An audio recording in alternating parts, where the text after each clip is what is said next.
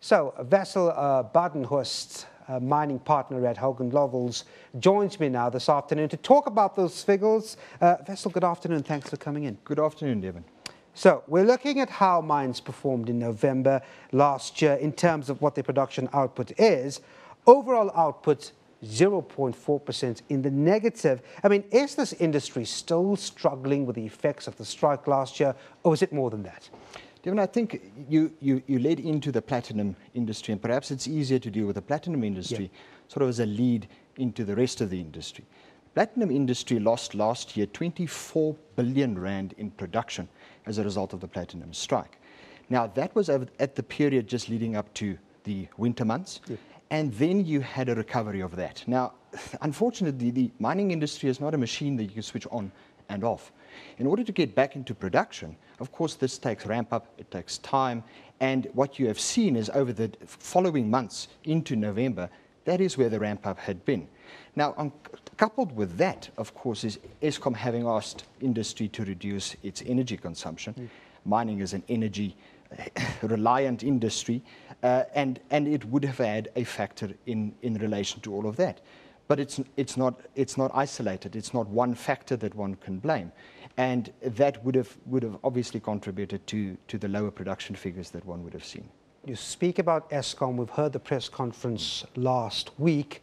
It's pretty dire. I mean, the reality was given to us. Surely this was presented to the mining companies as well. What do you think they're thinking at the moment in terms of how real this cut in power is going to be next as the year unfolds? Well, Devin, it has different applications. First, when you look at the production figures of the mines, that's the primary in mining industry. There's a secondary mining industry, and that's the beneficiation processes.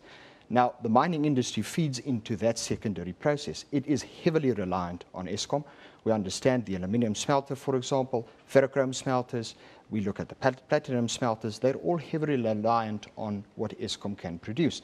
Now, the moment Eskom says, please cut back your power consumption, that has an effect on what the output can be.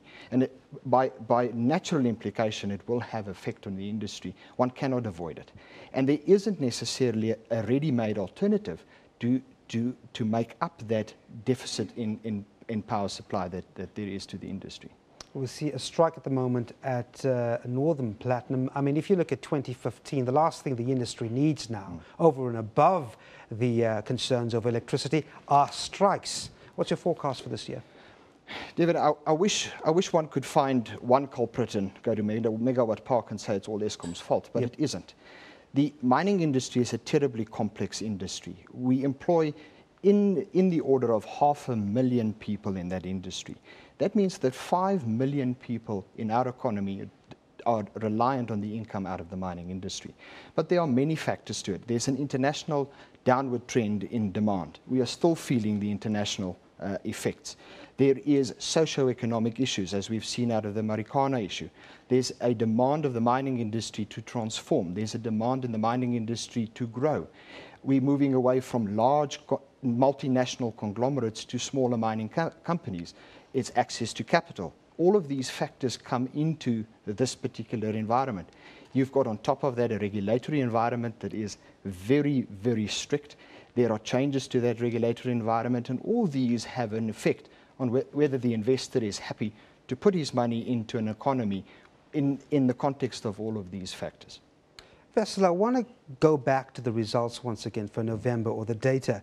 Interestingly enough, we look at coal and we see out of all the negative or the shrinkages in terms of output, coal is sitting at -1%, with platinum, for example, -14.3%. There's an interesting story with coal. Tell us about that. Well, coal has two applications. Firstly, coal is used in the domestic sector in order to feed into Eskom. It's the lower grade coal of what we produce.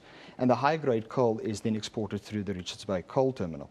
That coal goes into the international world. It goes into India, it goes into China, it goes into Europe, where those power stations are running. They're a higher grade coal that can produce a higher energy value. We take the lower value.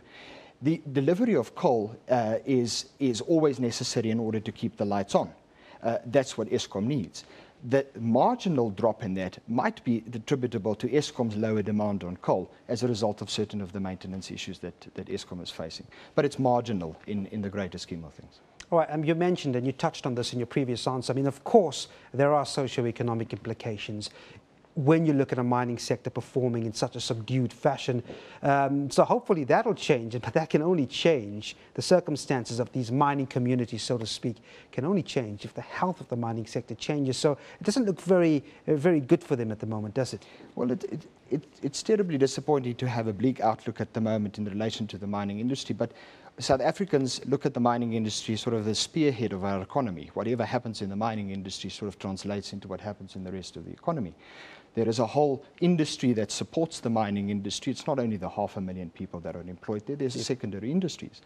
And you want the development of the mining industry into smaller communities where an immediate benefit can happen. Socioeconomic development in relation to housing, infrastructure development, tertiary education, secondary education and tertiary education, bursaries, all of those factors make a direct and immediate impact on the community where the mining industry runs. But for government's involvement in the development of socioeconomic issues, the mining industry is secondary important in doing that because it can make such an immediate and direct effect. All right, we're going to have to leave it there. Thanks very much indeed, Wessels Badenhorst, a mining partner at Hogan Lovells. Thanks indeed for coming in.